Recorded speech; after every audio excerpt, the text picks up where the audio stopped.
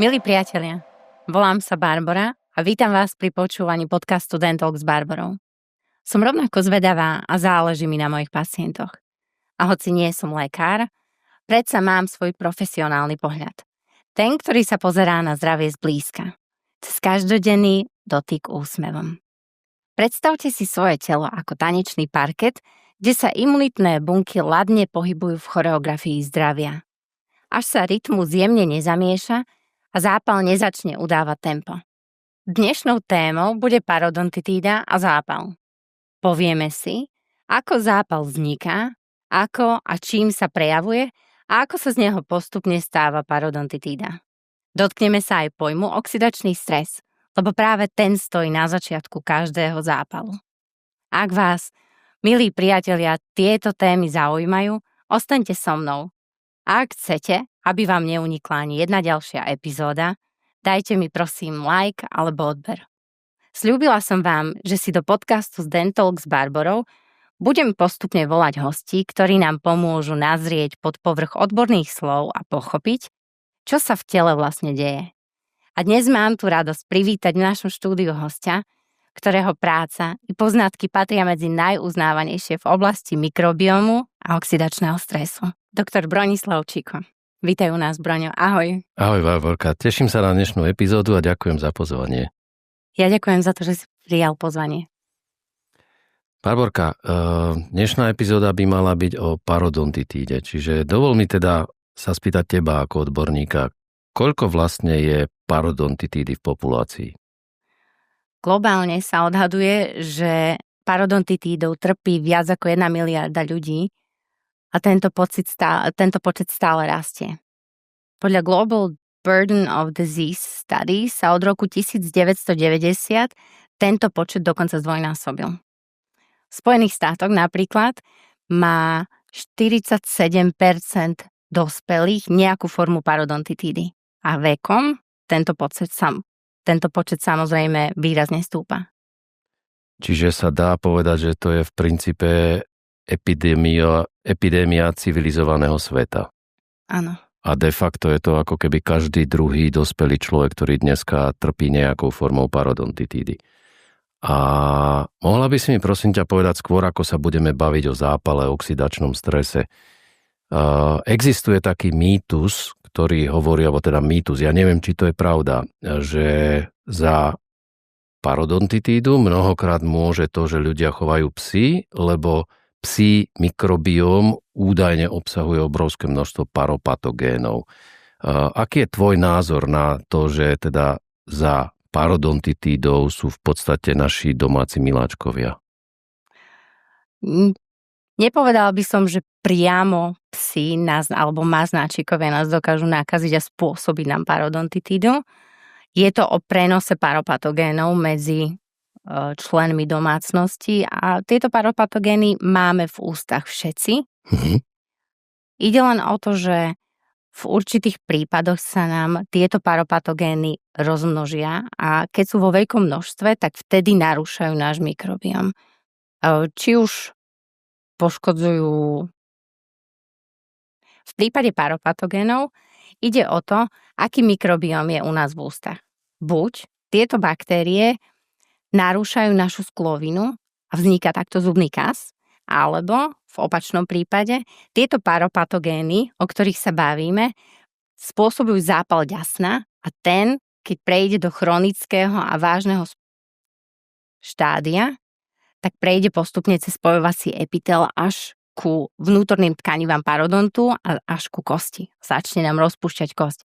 Takto vlastne vzniká celá parodontitída.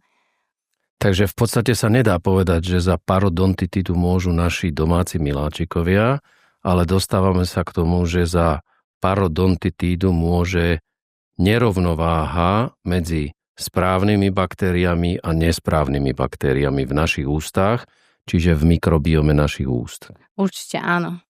Práve tým, že tieto paropatogény máme v ústach všetci, v prípade parodontitídy sú najdôležitejšie, najúčinnejšie veci, ktoré môže človek urobiť, mať dokonalú hygienu a nefajčiť. A fajčenie je jeden z rizikových faktorov, ktoré ja v praxi ako dentálny hygienik neviem priamo ovplyvniť pri pacientovi. Čo viem ako dentálny hygienik ovplyvniť, je akú hygienu má pacient. Čiže keď mi prichádza pacient do ambulancie, ktorý nemá dostatočnú hygienu alebo nemá zvládnutú techniku domácej hygieny, tak môjim cieľom je vysvetliť mu, že ak bude mať dlhodobo nesprávnu techniku čistenia zubov, bude sa mu v ústach hromadiť povlak, zubný plak, ktorý sa bude meniť takisto na zubný kameň. A v tomto zubnom povlaku sa zhruba po 24 hodinách začne vo veľkom množiť baktérie, ktoré pri každom jedle, lebo každé jedlo obsahuje nejaký cukor, práve v tomto sladkom a kyslom prostredí dokážu tieto paropatogény nakrmiť a začať množiť vo veľkom. A keď sa nám tieto baktérie začnú množiť, tak vtedy spôsobujú zápaly ďasien, krvácanie ďasien, opuch ďasien, nejaké bolestivé miesta. Neskôr môžu vzniknúť párovačky, takzvané, a to už hovoríme o parodontitíde. V princípe sa dostávame k tomu, že premnožené paropatogény nám podmienujú odpoveď imunitného systému. A ten imunitný systém je prirodzeným ochranným mechanizmom alebo systémom nášho organizmu a v podstate začne reagovať na pomnožené paropatogény. Takže keby sme to úplne zjednodušili, tak sa bavíme o poruche rovnováhy medzi štandardnými baktériami, tými tzv. Dobrými a tými, ktoré sme nazvali paropatogény, ale to sú vlastne tie zlé baktérie. Hej, a ak by sme sa mali baviť teda, že čo to je ten oxidačný stres, ktorý vlastne spúšťajú tie parobaktérie, tak oprav ma, ak to nehovorím dobre. Čiže nesprávnou stravou, ktorá obsahuje pomerne veľké množstvo cukru, sa dostávame do stavu, že ten cukor spôsobuje kyslé prostredie. To kyslé prostredie podporuje premnoženie alebo ukladanie zubného plaku alebo povlaku a v tom povlaku sa dobre darí tým paropatogénom. Takže keby sme to mali zhrnúť, tak celé je to o poškodení rovnováhy medzi dobrými baktériami a zlými baktériami, ktoré v našom prípade alebo v tvojej odbornej terminológii voláme paropatogény. A tie paropatogény sa teda pomnožia, alebo pre nich ideálnym prostredím je zubný povlak. Takže sa bavíme o tom, že pacient musí mať dobrú ústnu hygienu, aby nemal povlak. Lebo ak má povlak a k tomu pridá povedzme kyslú alebo stravu plnú cukrov, ktorá je prevažne, kde máme kyslé prostredie, táto strava zvyčajne býva kyslá, tak vlastne to vytvára prostredie preto, aby sa ten paropatogén pomnožil. A teraz z toho mikrobiologického hľadiska tie paropatogény dokážu vytvárať niečo, čo sa nazýva biofilm. A teda ten biofilm je niečo, ako keby spolupracovali medzi sebou rôzne druhy zlých baktérií a vytvoria na povrchu toho zubného povlaku ešte taký akoby film, čiže ten sa nazýva biofilm. No a vlastne proti tomu biofilmu je pomerne komplikované pre imunitný systém, aby proti tomu bojoval. Takže ak to dobre chápem, tak zubný povlak, kyslá strava alebo strava plná sacharidov plus biofilm sú také základné faktory, ktoré prispievajú k tomu, aby tá parodontitida vznikla. Presne tak. Broňo, poďme sa teraz pozrieť na to, čo sa vlastne deje v ústach, keď sa spustí oxidačný stres. Čo je to prvou iskrou, ktorá to všetko odštartuje? Prvou iskrou bude to, že máme premnožené baktérie, ktoré tam de facto nemajú v tom množstve čo robiť. Hej? Tak ako si ty povedala, za normálnych okolností ich máme všetci, bavili sme sa o tom, že či to spôsobujú psi alebo domáci miláčikovia, to sme si vylúčili, čiže všetci máme paropatogény. Takže ako si spomínala, že jedným z základných faktorov, ktoré sú nebezpečné, je fajčenie. Čiže to fajčenie spôsobuje práve narušenie rovnováhy medzi prirodzeným mikrobiómom, čiže dobrými baktériami a paropatogénmi, čiže zlými baktériami. Čokoľvek, čo sa v našom organizme udeje tak, že rovnováhu preberie alebo tá rovnováha sa naruší a premnoží sa niečo, čo tam nemá byť, tak aktivuje imunitný systém. A bunky imunitného systému sú v podstate predovšetkým biele krvinky a biele krvinky majú ako keby taký arzenál zbraní, ktorými pôsobia proti tým nesprávnym baktériám. A s hlavnou zložkou toho arzenálu na začiatku sú tzv. Voľné radikály. Čiže imunitný systém má schopnosť vytvárať voľné radikály, čo sú v podstate také agresívne molekuly, ktorých úlohou je poškodiť práve tie paropatogény a teda poškodiť antimikrobiálne pôsobiť na to, aby sme sa naspäť dostali k rovnováhe. Avšak, pokiaľ my znova pokračujeme, či už v tom fajčení, alebo v dodávaní tej stravy, ktorá je kyslá, čiže s vysokým obsahom cukru, ak eventuálne nemáme dobrú ústnu hygienu, tak my vlastne na jednej strane podporujeme tie faktory, ktoré tú rovnováhu narušujú, no a zároveň očakávame, že imunitný systém si s tým dokáže poradiť. Lenže keď ten imunitný systém chronicky pôsobí proti tým paropatogénom, keď chronicky si nevie poradiť s tým biofilmom, tak sa nám spúšťa sa nám kaskáda procesov, ktorá vedie až ku aktivácii enzymov, ako je napríklad rôzne proteinázy, čiže trebárs je to kolagenáza, čiže enzym, ktorý nám postupne až štiepí tzv. Kolagénové tkanivo.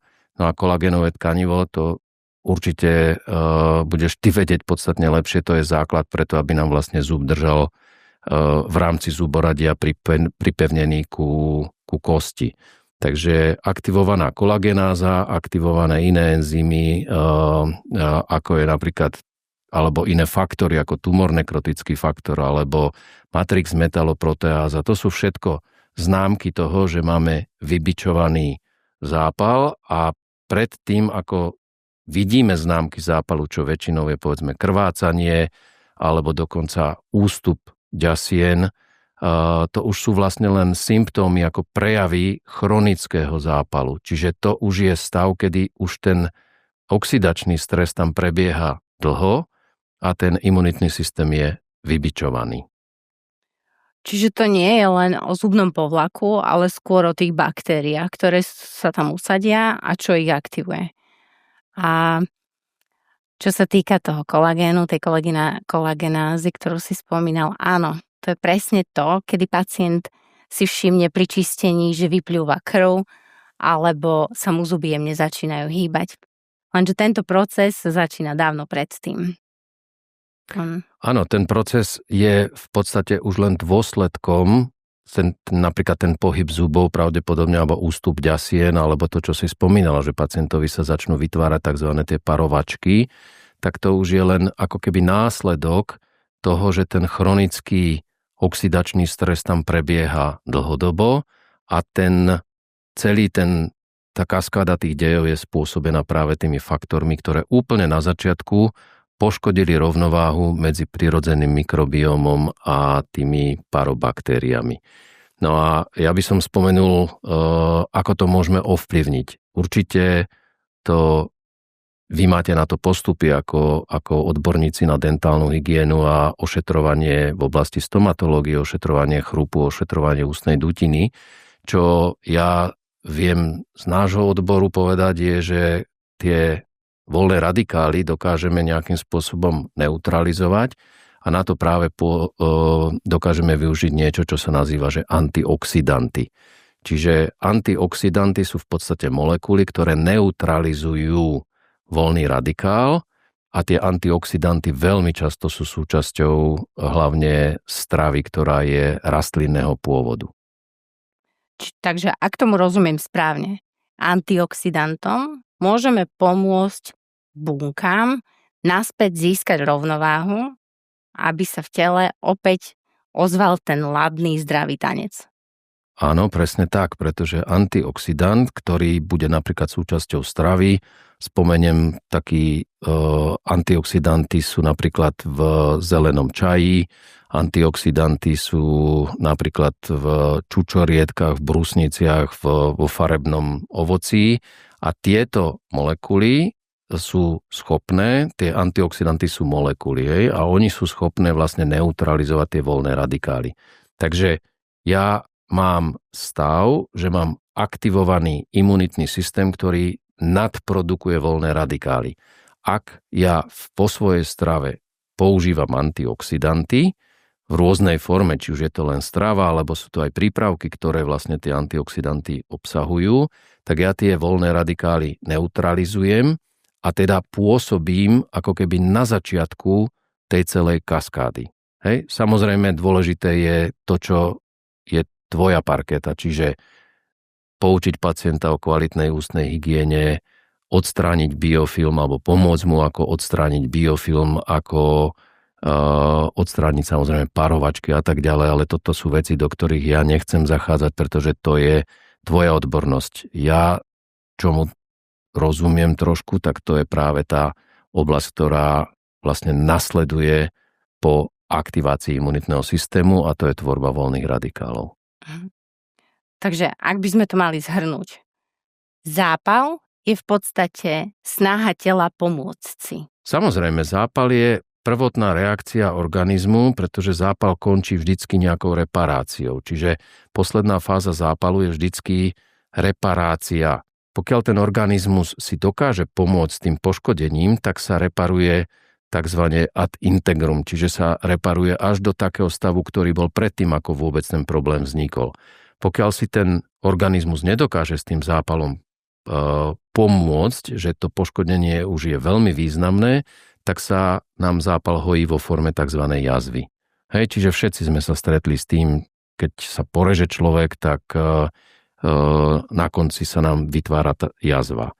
Len pre takú zaujímavosť, možno si sa s tým stretla, že keď porežeme, alebo keď by sa poškodila integrita kože novorodenca, tak novorodenec má tak veľa rastových faktorov a regeneratívnych faktorov, že novorodenec, keď by mal porezanú kožu, tak sa zahojí bez jazvy. Hej, ale čím je človek starší, tak tým v podstate viac stráca tie rastové faktory v rámci povedzme kožného tkaniva a tým pádom sa hojí to jazvou. Možno by bolo zaujímavé zistiť, že v akej miere sa vlastne hojí pacient, ktorý má chronickú parodontitídu. To by si asi ty vedela nám povedať. V podstate kam mierim je otázka, že či napríklad pacient, ktorý je, kde si spokojná s tým, že sa mu parodontitída hojí, dochádza napríklad k regenerácii kosti, lebo jedna z vecí, ktorá je u parodontitídy problémová, je stav, kedy sú aktivované osteoklasty, čiže bunky, ktoré nám vlastne kosť už rozkladajú. Hej? A ja som teda počul aj na prednáškach, aj od odborníkov v rámci stomatológie, že pokiaľ sú osteoklasty alebo pokiaľ je ten chronický zápal, tumor nekrotizujúci faktor aktivovaný, tak vlastne ten aktivuje osteoklasty, čiže bunky, ktoré nám vlastne rozkladajú kosť. Hej? A ten chronický zápal pôsobí až osteolyticky, čiže rozkladá nám kosť a de facto, ak tomu správne rozumiem, tak pokiaľ, alebo teda toto je niečo, čo neviem. Ak by sme pacienta s chronickou parodontitídou vyliečili, že mu pomôžeš ty s dentálnou hygiénou, prípadne stomatológ, tak obnovuje sa kosť u takého pacienta, obnovujú sa mu alveoly, v ktorých sú zuby ukotvené, alebo sa mu neobnovuje tá kosť? V prípade parodontitídy platí väčšinou, že ju nedokážeme zvrátiť, dokážeme ju len zastaviť. To isté platí aj pri alveolárnej kosti, potom ako je úbytok alveolárnej kosti. Keď sa parodontitída zastabilizuje a už je v tzv. Fáze stability, tak sa zápal zahojí a upokojí, ale ten úbytok kosti už bohužiaľ ostáva taký, aký je. Uh-huh. Vtedy pacient väčšinou býva upozornený alebo by mal počítať s tým, že mäkké tkanivá dokážeme vyliečiť a dokážu sa vrátiť do pôvodnej podoby. Čiže ďasná nám odpuchnú, prestanú krvácať, prestanú byť červené, začnú byť naspäť ružové, ale tým, že kosť nedokážeme zvrátiť, ten úbytok kosti nedokážeme zvrátiť, tak po preliečení fázy aktivity parodontitídy nám odpuchne ďasno, vyliečíme vačky a vtedy dochádza ku viditeľnému úbytku ďasna, pretože ďasno nám nedokáže prirásť ku zubu. Dokáže prirásť iba ku kosti a tým, že tú kosť máme, tým, že sme strátili nejakú časť kosti a nevieme dosiahnuť to, aby dorástla naspäť, vieme ju len zastabilizovať, aby už neubudala naspäť, tak aj to ďasno bude ubudnuté. Čiže takto, v takomto prípade nejak vyzerá pacient so zastabilizovanou parodontitídou. Čiže to je v podstate taký pacient, ktorý má ako keby má stále svoje zuby, ale má významne odhalené krčky. Áno. Si to vysvetľujem? Áno, presne. Ako prvé bývajú odhalené krčky, kedy upozorňujeme aj svojich pacientov, že môže byť častá citlivosť na studené alebo na teple. Potom ďalšie štádium úbytku kosti alebo odhalenia tých zubov už sú vtedy, keď je vidieť viditeľne korene zubov. A v takých ťažších prípadoch alebo horších prípadoch sa to nazýva dokonca vejarovitis hryz, kedy pacient tie predné zuby má natoľko poodhaľované korene, až sa vytvoria viditeľné veľké medzery medzi zubami a zväčšia taký oblúk pred sebou. Čiže... A to by bola dobrá téma na nejakú budúcu epizódu, lebo pravdepodobne počítaš s tým, že si pozveš implantológa. Ja teda to vnímam takže toto môže byť veľký problém pre pacientov, ktorí potenciálne o tie zuby prídu a chceli by ich nahradiť zubnými implantátmi. Ale pokiaľ tá kosť tam nie je, pokiaľ tá alveol teda je ustúpený a kosť nedorastie, tak sa zase naspäť dostávame k tomu, že alfa omega je stabilizovať zápal čo najskôr. To znamená, že neutralizovať oxidačný stres, keďže sme vraveli, že oxidačný stres je podkladom pre akýkoľvek zápal, akúkoľvek aktivizáciu imunitného systému, ktorý pokiaľ je aktívny chronicky dlhodobo, tak nám vlastne spúšťa okrem iného aj ústup tej kosti. Určite áno. V prípade parodontitídy je jedno z častých riešení implantácia, avšak určite by som prizvukovala dôležitosť najprv zvládnutej parodontálnej liečby a zastabilizovanie parodontu, ako si sám povedal, pretože v prípade aktívnej parodontitídy je veľmi veľké riziko neujatie implantátov a prípadne iných ďalších komplikácií. Takže určite je veľmi častým riešením po ukončenej paroliečbe implantácia, a teda liečba implantologom, ale predtým je veľmi dôležitá liečba dentálnej hygieničky a parodontológa. Čiže, áno, nech sa páči. Keď si hovoril o tom oxidačnom strese, len či teda tomu rozumiem správne, keď máme v našom organizme rovnováhu, tak naše bunky tancujú v ladnom zdravom tanci. Tak som to nazvala v prvej epizóde. Čo sa stane v prípade, že dojde k tej nerovnováhe? Naruší sa tanec buniek a tempo začne udávať oxidačný stres. V takom prípade sa obrana mení na útok, kedy telo nevedomky poškodzuje samo seba. Chápem to správne? Chápeš to absolútne správne. To, čo si v podstate popísala, sa v medicíne nazýva autoimúnny proces. Čiže autoimúnny proces je stav, kedy telu vlastná imunitný systém pôsobí proti nášmu organizmu ako takému. Z tých autoimúnnych procesov sa dá napríklad vymenovať sklerózis multiplex, čiže roztrúsená skleróza, alebo psoriáza, to sú pomerne také časté ochorenia, ktorými ľudia dneska trpia. A zase sa len vracame k tomu, že ten autoimúnny proces, alebo napríklad u žien pomerne častá je dneska tzv. Endometrióza. Tá sa takisto považuje za autoimúnne ochorenie. A v podstate je to presne o tom stave, že dôjde k porušeniu rovnováhy medzi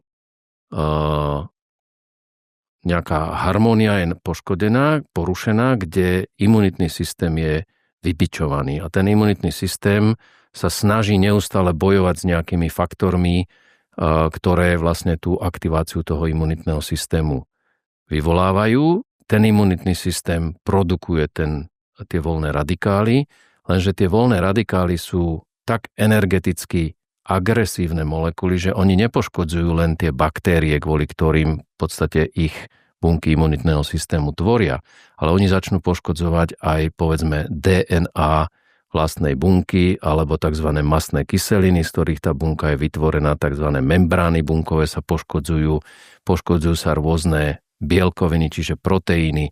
No a každé takéto poškodenie týchto bunkových štruktúr vedie k ďalšej odpovedi imunitného systému. Čiže dostávame sa do niečoho, čo v medicíne sa nazýva circulus viciosus alebo tzv. Bludný kruh. No a opäť sa vrátim k tomu, že tu takisto v tých autoimunných procesoch je ideálne hľadať úlohu antioxidantov, pretože v minulosti sme jedli úplne inú stravu, ako jeme dnes. Hej? Bavili sme sa o tom, že tzv. Tá procesovaná strava, čiže strava, ktorá je plná nejakých konzervancií, to je v podstate strava, ktorá nejakým spôsobom zabíja baktérie. Lenže tie konzervancia alebo stabilizátory, akokoľvek to nazveme, oni rovnako ako tie voľné radikály, oni si nevyberajú, či budú zabíjať bakteriálnu bunku alebo či budú zabíjať napríklad bakteriálnu bunku nášho mikrobiomu. Čiže dlhodobé užívanie procesovanej stravy alebo jedenie procesovanej stravy nepôsobí len v oblasti mikrobiomu úst. Ono nám poškodzuje mikrobióm aj vo zvyšku našej tráviacej trubice.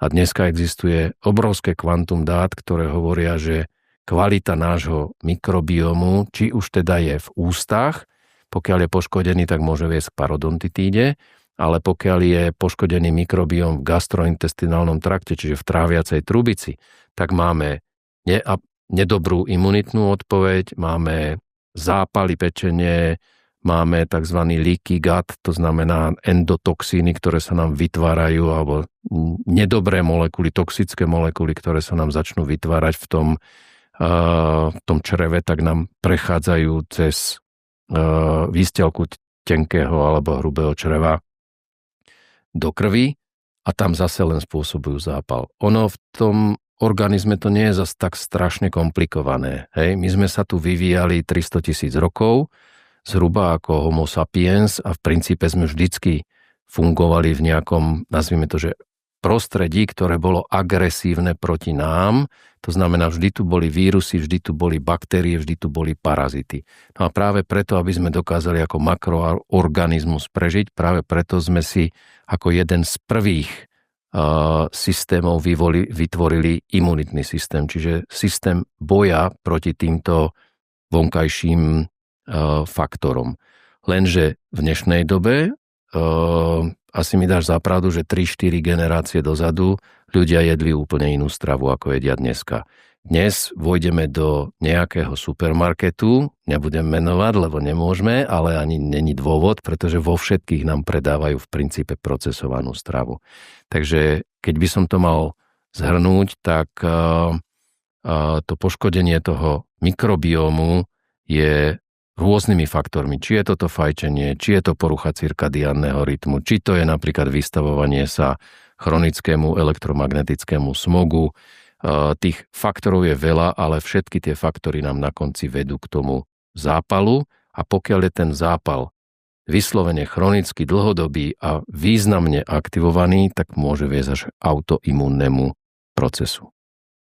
O tom rozdiele spred 100 rokov zhruba a dnes, to je veľmi zaujímavé, čo hovoríš a veľmi sa teším, že sa na túto tému budeme baviť v našich ďalších epizódach. Ja by som otvoril len jednu takú perličku, lebo sme sa o tom bavili, tak ja to poviem aj tvojim poslucháčom a divákom. Možno vedia, možno nevedia, že kedysi sa pochovávali ľudia tak, že na jedno hrobové miesto sa zhruba, keď sa pochoval človek, tak zhruba po 15 rokoch sa považovalo že ten človek je rozložený, rakva je rozložená, zostávajú v princípe kosti a mohol sa po 15 rokoch na to isté hrobové miesto pochovať zase iný človek.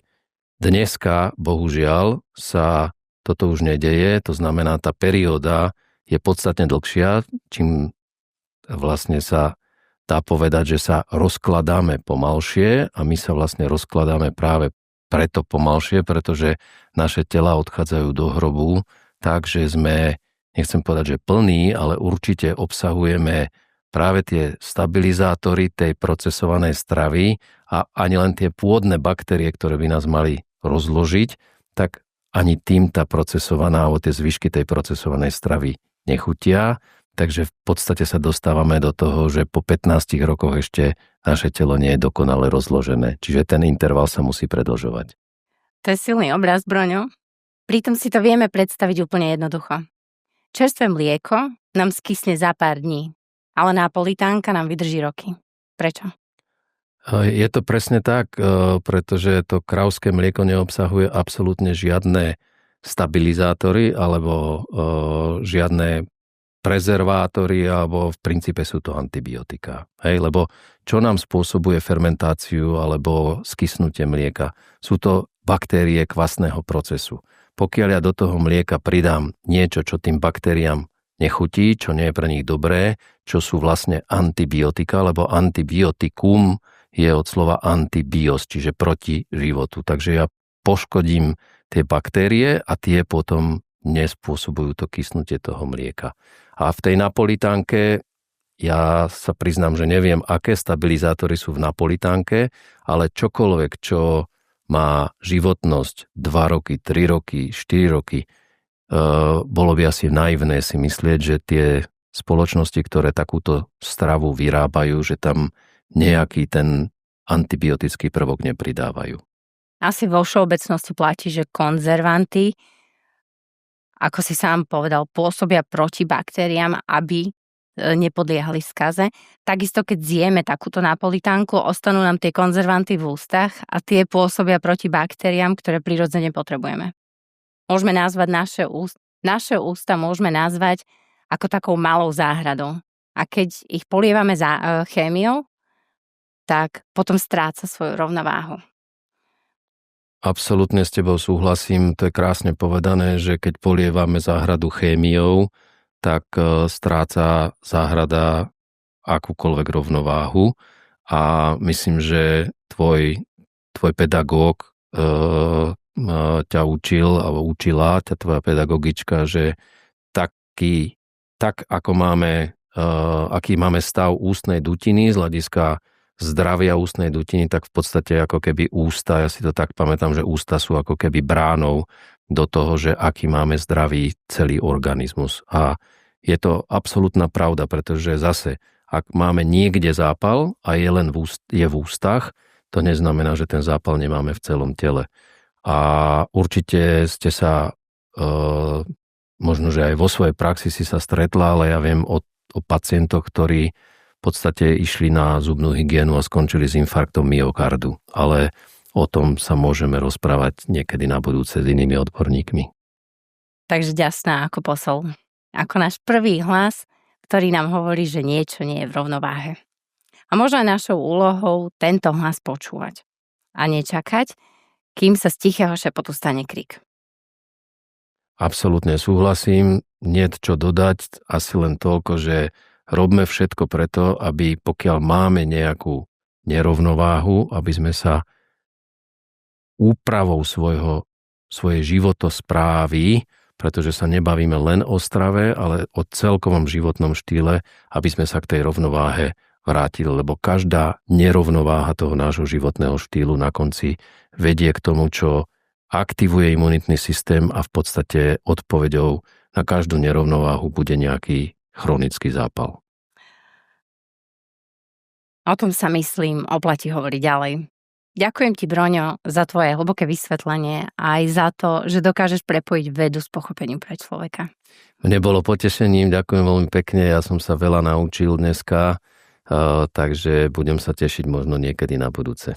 Ja verím, že poslucháči pocítili, že parodontitída nie je len o zápale ďasien, A nie je to len ochorenie úst, ale je to o celkovej rovnováhe tela. Ďakujem ešte raz za pozvanie. Milí priatelia, dnes sme spolu pochopili, ako oxidačný stres otvára dvere zápalu a ako sa z neho môže stať tichý nepriateľ našich ďasien. V ďalšej epizóde sa na túto tému pozrieme z iného uhla, genetického.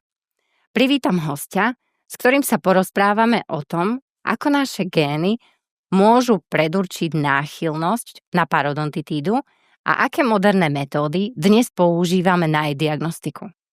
Ak vás táto téma zaujíma, ostaňte so mnou aj na budúce. Ak sa vám epizóda páčila, dajte mi prosím like alebo odber, aby vám neunikol ďalší tanec poznania o zdraví. Majte sa krásne. Vaša Barbora z Dentalku. PS. Tento podcast vám prináša Paragelox, antioxidantný gel, ktorý chráni vaše ďasná a podporuje celkové zdravie úst. Viac nájdete na www.paragelox.sk.